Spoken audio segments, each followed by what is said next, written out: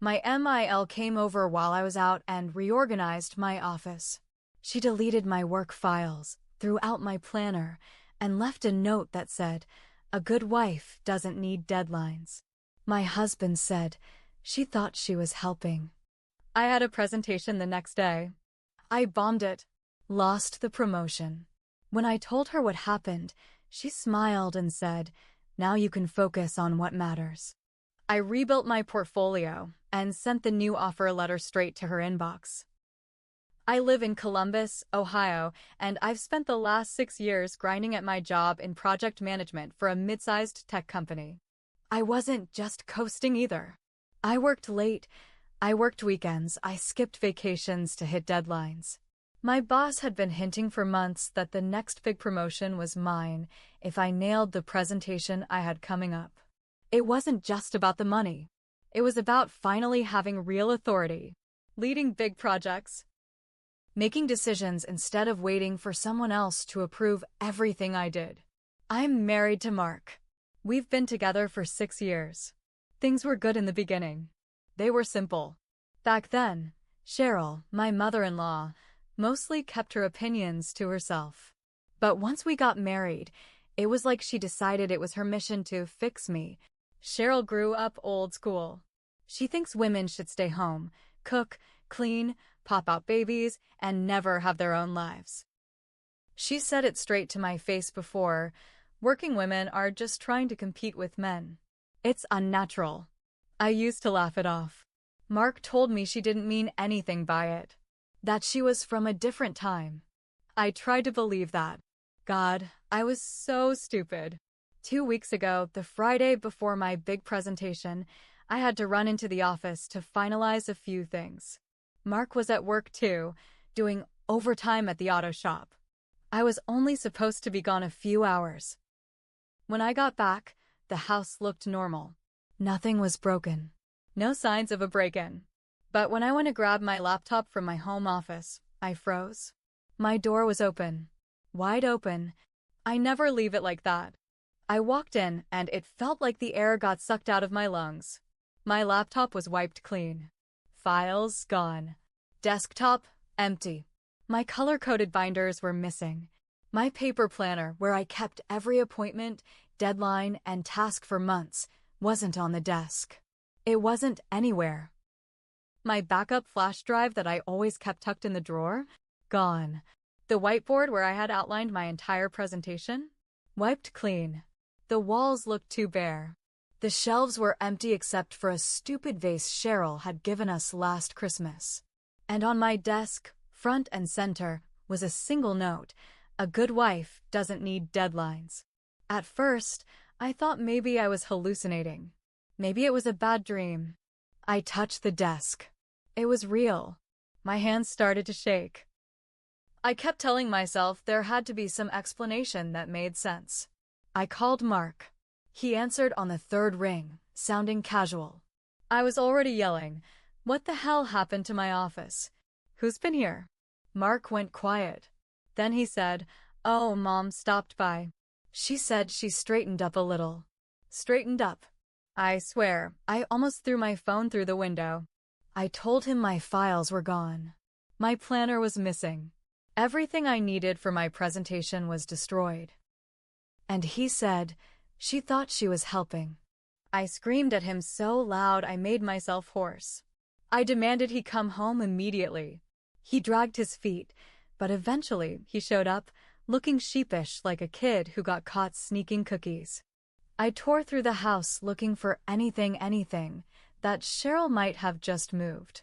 No luck. My planner? She threw it away. My flash drive? She said it looked old and tossed it. My work binders? Clutter, according to her. Mark stood there the whole time, saying things like, "She didn't mean any harm. You can redo it, right? Maybe it's for the best. You're always so stressed." I cried that night. Full-on ugly cried. Not just because of the work, but because I realized I couldn't count on Mark to stand up for me. Not against his mother. Maybe not ever. I tried to salvage what I could for the next day, but it was hopeless. I stayed up until 4 a.m. trying to recreate spreadsheets and workflows from memory. The next morning, I walked into that conference room running on no sleep, barely holding it together. The presentation was a disaster. I stumbled over my words. I blanked on key points. My boss kept giving me that disappointed frown I used to reserve for interns who blew off meetings. I wanted to crawl under the table and die. By the time I left, I already knew. Promotion? Gone. Maybe even respect from half my coworkers? Gone too. When I got home, Mark wasn't even there. He was out having lunch with Cheryl. Like it was just another Saturday. I called Cheryl. I told her everything, the files, the planner, the ruined presentation. I thought maybe if she heard it out loud, she'd realize what she did. Instead, she laughed. Actually laughed. And said, "Now you can focus on what really matters. You were never meant for that kind of life anyway." I hung up before I said something I couldn't take back. That night, I packed a bag and stayed with my best friend, Kelsey. I told Mark I needed space. He cried. He said I was overreacting. That Cheryl only wanted what was best for me. That she meant well. I told him it didn't matter. The damage was done. His loyalty was clear. For 2 weeks, I rebuilt. I redid my portfolio. I reached out to old bosses and coworkers, asked for letters of recommendation. I worked harder than I ever had before. And you know what? It paid off.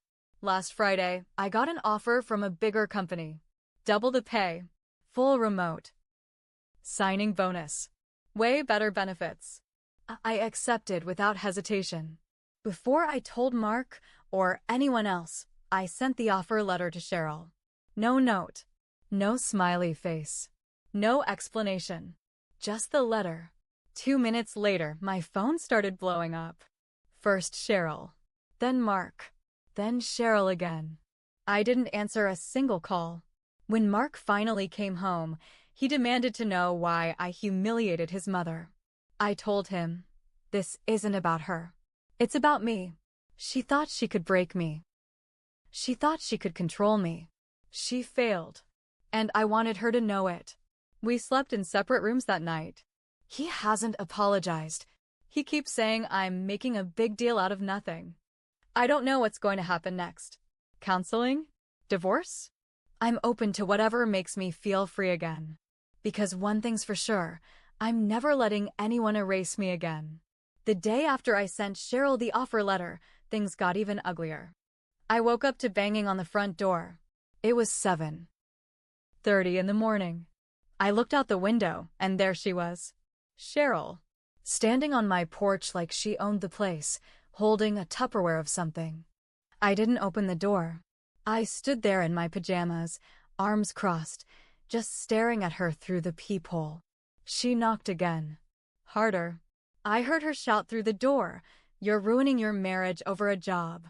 Then she said something that made my blood run cold. I did what I had to do. Mark deserves better than a selfish wife. I almost opened the door right then, just to scream in her face. But I didn't. I didn't trust myself not to put my fist through a wall, or worse. Instead, I went back upstairs, locked the bedroom door, and texted Mark, "Get your mother off our property." Now. No answer. She stood out there for almost an hour. Finally, she left, slamming the Tupperware down so hard it cracked. When Mark came home that night, he acted like I was the problem. He actually had the nerve to say, "You could have just let her in. She was trying to make peace." I laughed. I actually laughed in his face. Making peace? By calling me selfish? By destroying my work? You think that's peace? He didn't have an answer. He just sat there, rubbing his face like he was the victim. That's when I told him, plain and clear, "If you can't protect me from your mother, I'll protect myself." Alone. He asked if I was threatening him. I said no. I was making a promise. For the next few days, I didn't talk to either of them. I focused on my new job, my new team, my new future. But Cheryl wasn't done. A few nights later, I came home from a late meeting to find our mailbox stuffed with homemaking magazines. Issues from the 1970s and 80s. One of them had a post-it stuck to it in handwriting that looked suspiciously like Cheryl's. You could still turn things around. I sat down on the front step and laughed until I cried. Mark didn't even pretend to be outraged.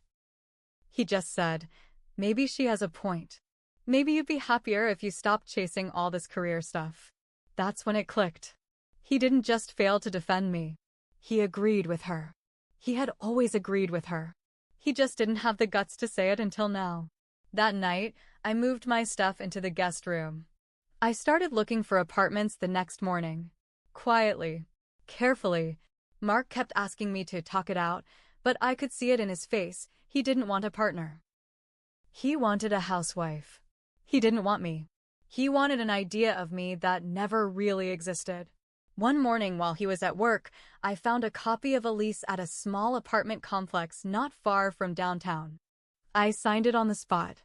I wasn't waiting anymore. But I wasn't going to sneak away like a coward either. I was going to make it very, very clear who lost. I gave myself 3 days to get everything in order. I packed while Mark was at work. I didn't take much, just what I needed. Clothes, my laptop, important documents. Everything else could rot. The night before I planned to leave, I sat him down. He thought I was finally giving in. He looked so smug, sitting there in his worn-out recliner, arms crossed like he was waiting for me to apologize. Instead, I slid a manila envelope across the coffee table. He opened it, confused. Inside was a copy of my new lease and the bill from a locksmith for changing all the locks on the apartment I was moving into. His face fell. "You're leaving?" he said. "I'm not leaving," I told him. "I'm escaping." He looked stunned, then angry. "You're throwing away 6 years over one mistake my mother made?" I leaned forward. "No. I'm leaving because you didn't see it as a mistake. You saw it as fixing me." He tried to argue, tried to tell me he loved me, that he needed me. But love without respect isn't love. It's control. I walked away while he was still talking. The next day, while he was at work, I moved out. I thought it was over. I thought once I was gone, once Cheryl saw she couldn't reach me anymore, they'd both just move on. I was wrong. So wrong. It started small. I'd come out of my apartment to find nasty little notes tucked under my windshield wiper. "You'll regret this. A good woman knows her place. You'll come crawling back." Then the calls started. First from Mark. Then from numbers I didn't recognize, but I knew were Cheryl's friends. Every voicemail was a different flavor of guilt. Family is forever. "You're being cruel. Mark is devastated. You need to apologize." I blocked every number. Changed my number. Didn't tell a soul except Kelsey where I moved. I thought that would be enough. It wasn't.